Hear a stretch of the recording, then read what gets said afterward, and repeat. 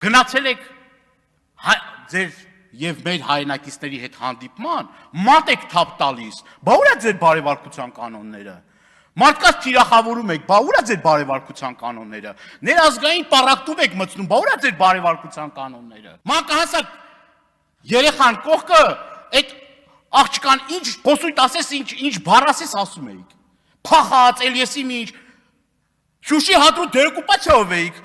մեր ժողովրդին խափում մոլորեցնում։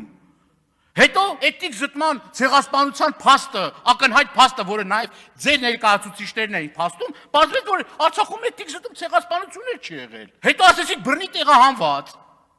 Հետո դուրս եկավ, չէ, այս մարդիկ բռնի տեղահանված չեն։ Այս մարդիկ փախած են ձեր բառապաշարով։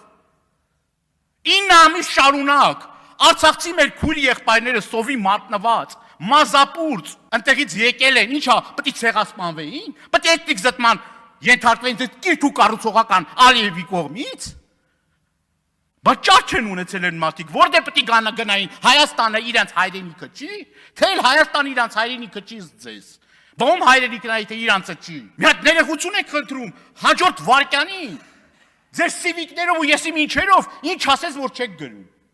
Այդ մարդկանց հասցեին։ Արցախի լեգենդար հրամանատար Մերուժան կներեք Մոսյանի աղջկան, մարտական խաչ առաջին աստիճանի ասպետ, որ ամբողջ իր կյանքն ու գործունեությունը նվիրաբերել է Արցախին։ Չէ՞ ձեր նման ակրվել, որ ապրիլյան պատերազմին մայիսին եք մասնակցում։ Էդ է ձեր կռվելը։ Ու հերիքա ներազգային պառակտում մտցնեք։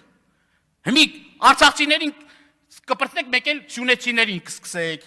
շիրակցիներին կսկսեք, թե դուք կարաք այդ ներազգային պառակտումը մտցնեք ու քրեական պատասխանատվության չենթարկվեք։